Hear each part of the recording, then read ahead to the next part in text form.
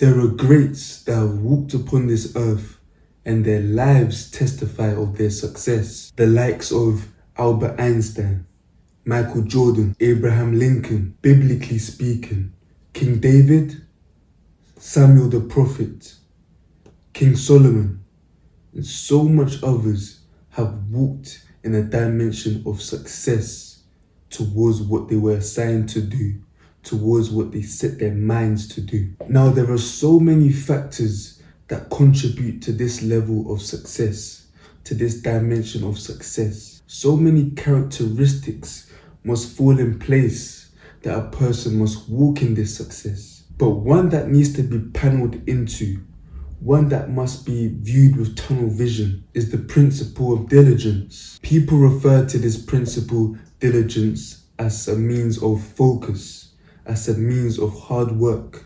Now, the perspective I want to look at is diligence being the combination of persistence and smart work. A man has set in his head to create a wooden table starting from complete scratch. The first thing he does is set out in the woods to locate a tree and to start cutting the tree. See, but this man, he uses a hammer to start digging at the trunk of the tree. He comes back again the next day, and the next day, and the next day, until finally, after an extended season, the tree is now down. The tree has collapsed, and now he must continue again and cut it into smaller pieces.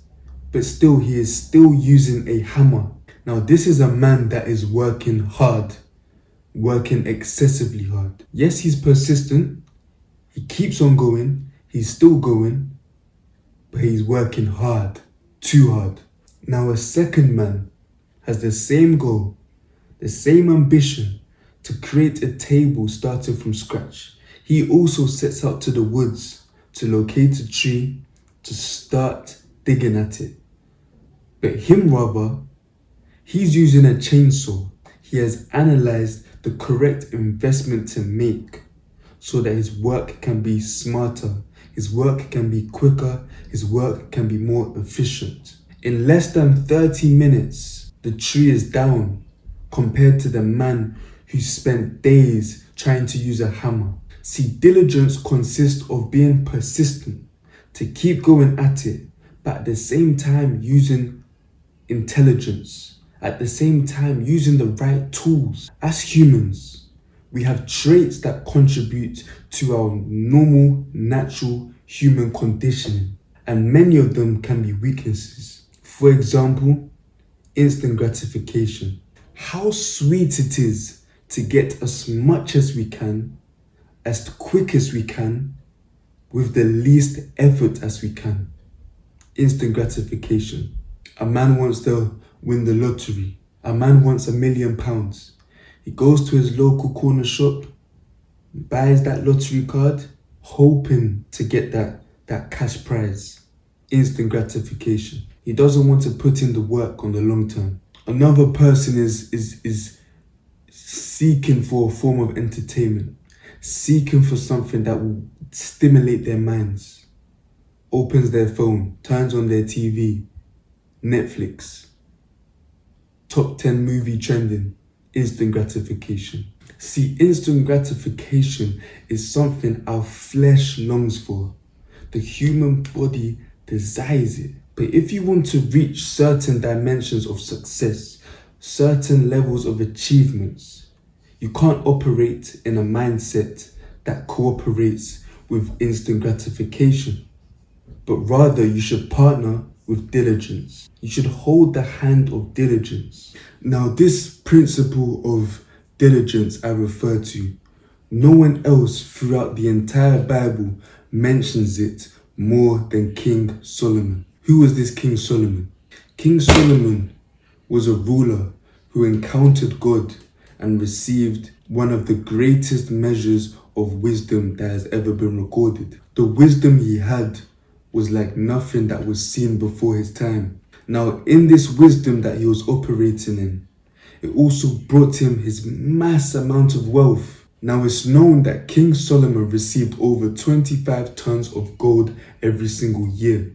And that is excluding taxes or any other forms of income that may come his way. Now that 25 tons of gold alone converts to over 1 billion a year.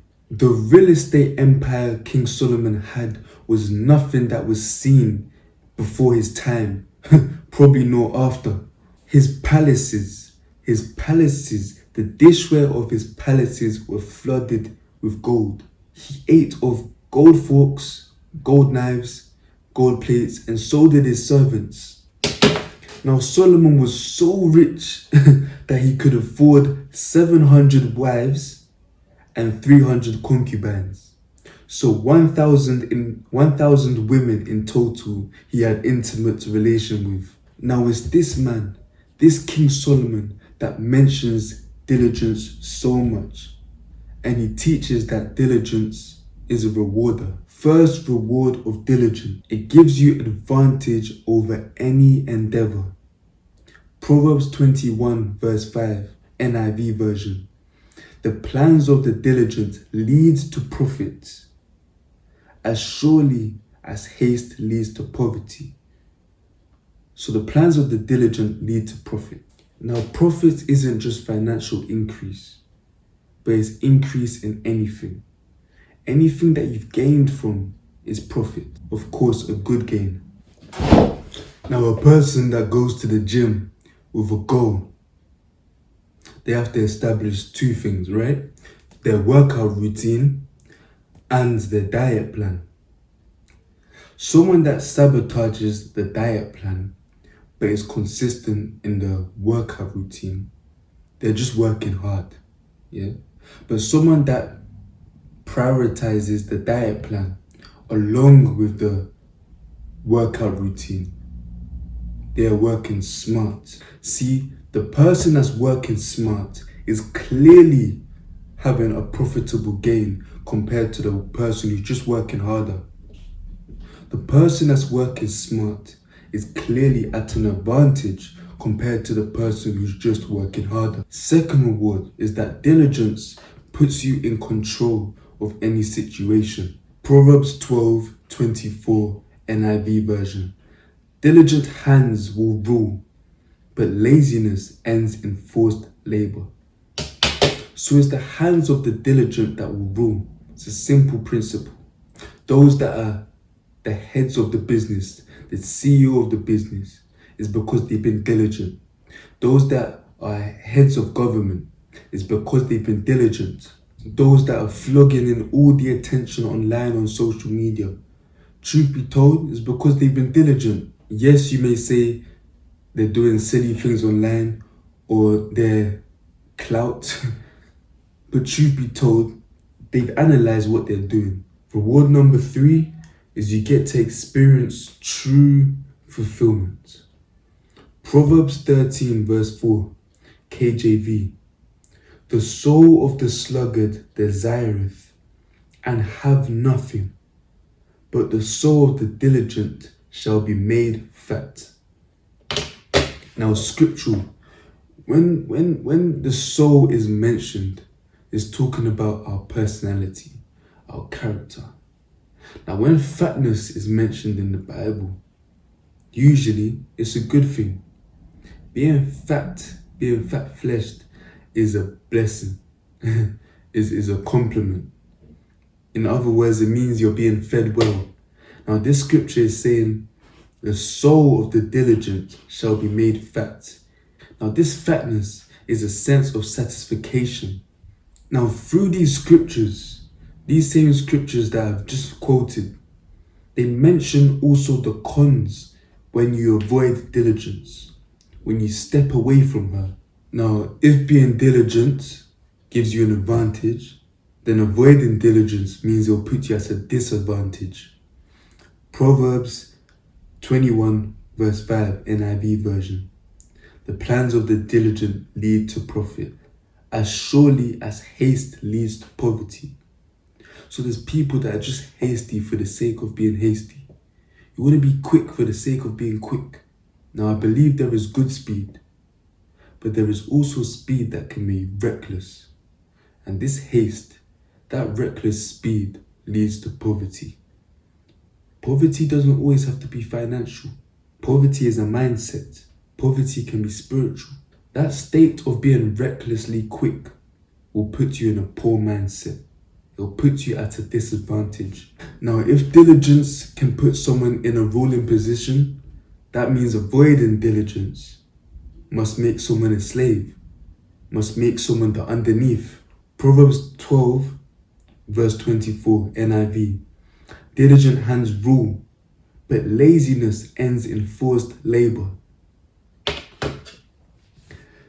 When you're an ambitious person and you're working a job that you don't like to pay off bills that you have to pay, you're in this state of the scripture, forced labor. It's not necessarily someone is whipping you or you're tied up, you're chained up. But mentally, you're in a forced labor because you're working at a place you don't like for bills you wish you didn't have to pay. Debt you have to pay off. People you must provide for. See, a lack of diligence can put you in a state of forced labor, doing what you have to do to survive rather than doing what you can do to be in abundance. Now, just as being diligent feeds the soul, satisfies the soul, that means there's an emptiness for someone that isn't diligent. Proverbs 13 verse 4 KJV. The soul of the sluggard desireth and have nothing. We all know them. We all know the types of people that just talk. They say they'll do this, they don't do that. They say they've been there or they're going there, but rather they're going back. See, lazy people just have desires. That's it, desires. And they don't have nothing else because that's all it is, desires. There's no diligence made towards it. There's no effort made towards it. So that means constantly they're going to be in a state of emptiness, just wanting something that they haven't worked towards, wanting something that they can't reach because they're not taking the steps to. You're going to feel empty knowing that something exists, but you're not putting in the work to get there. Now, with this basic knowledge of what diligence can do for you and what neglecting diligence does for you, there's a root cause we have to stem down on, and that's laziness. To operate in a state of diligence, you must kick away laziness. So what are the roots of laziness? Number one, you're self-centered. You only care about yourself. That's your root of laziness. Now, this self-centeredness can stem in so many angles, so many rivers, so many categories. But let's look at it financially and for the example of your family, right? There's a common question people ask when they're moving towards a financial success. They say, what is your why? Why do you do this? Why do you spend these hours? Why do you put in this much work? And a lot of people, they say for their family. So they have their reason why. And it's above them. It's above who they are. But it's rather for the people around them. Someone else can seek for an area of success in building a homeless shelter.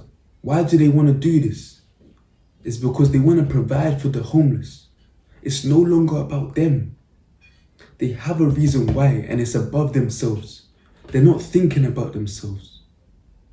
They're thinking about others. So can it be possible that your root of laziness is because you're thinking about yourself too much? You're not thinking about what you can do for the people around you. Root number 2 of the tree of laziness: conceit, arrogance. You believe your way is right so much. Proverbs 26 verse 16.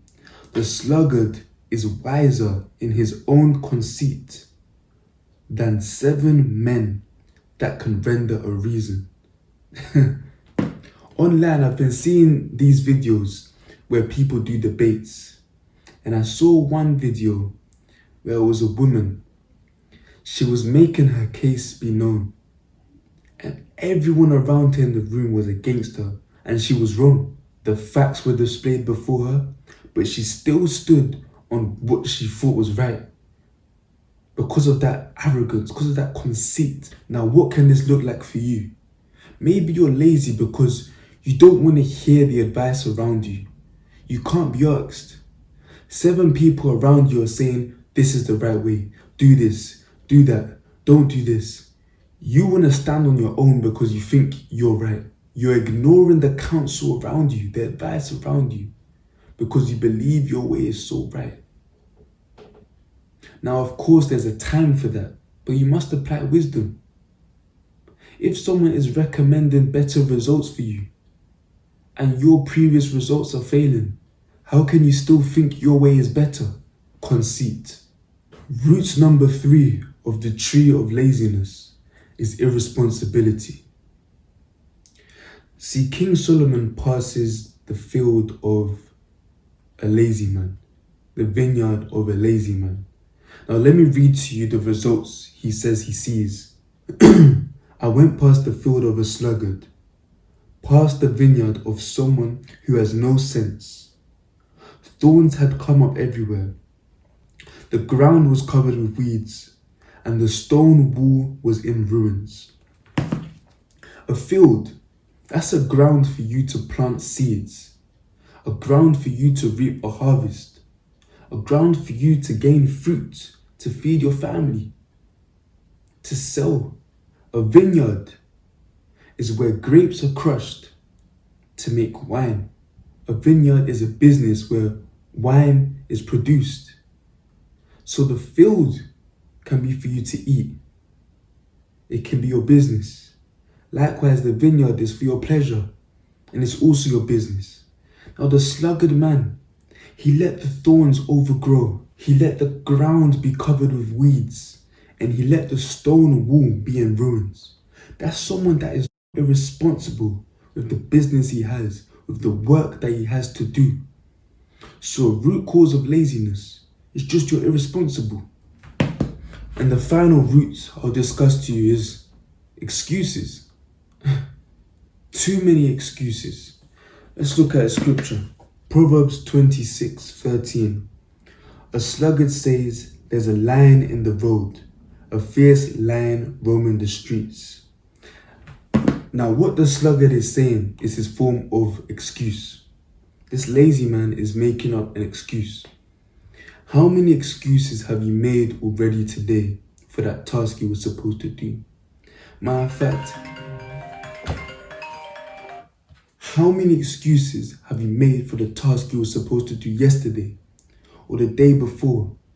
Excuses upon excuses. Now these roots, these 4 foundational roots, you must pull them up.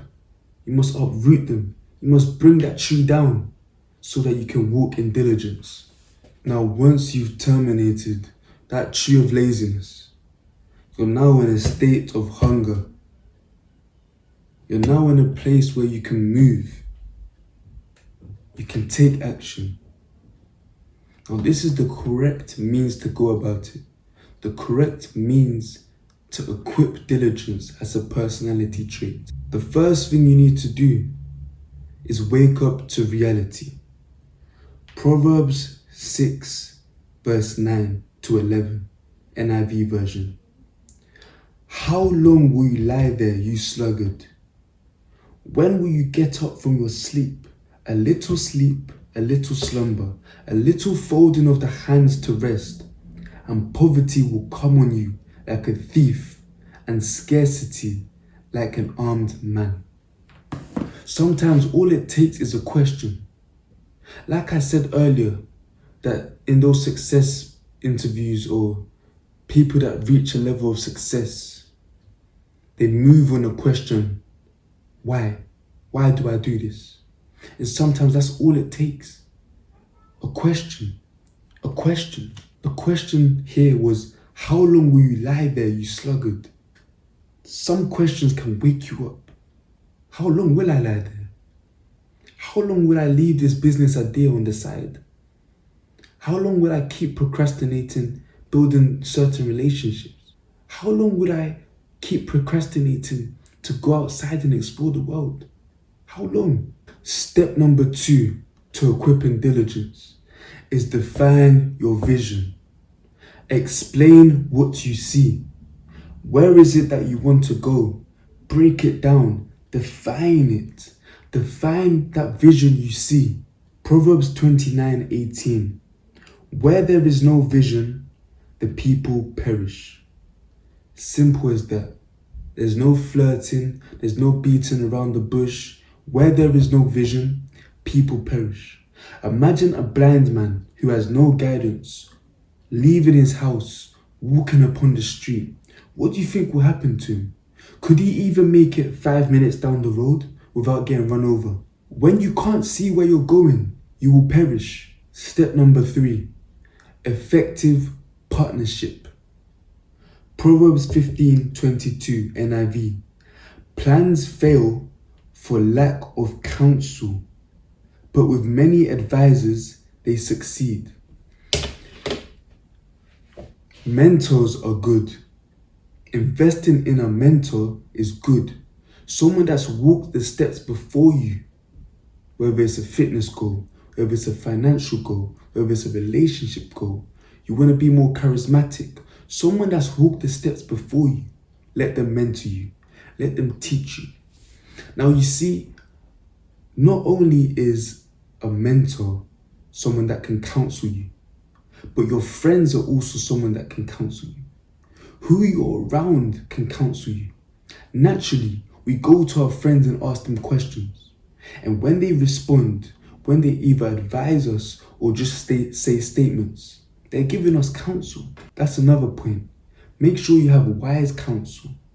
Make sure there are people around you that will speak gain into your life, that will speak success into your life, that will speak the right steps into your life. See, you need advisors. You need advisors. You need people that will keep you accountable in this journey. Make partnerships. Build relationships. Have a circle around you.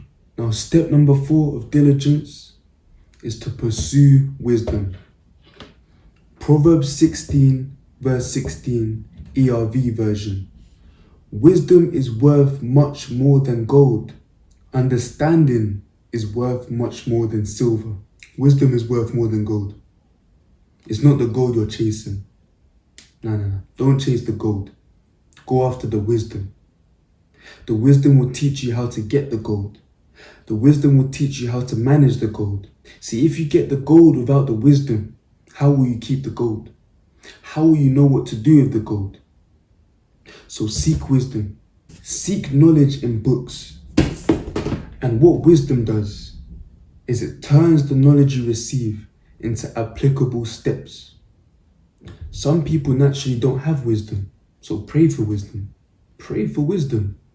Yeah. You will see there's people that walk the earth. You say, how did you think of that?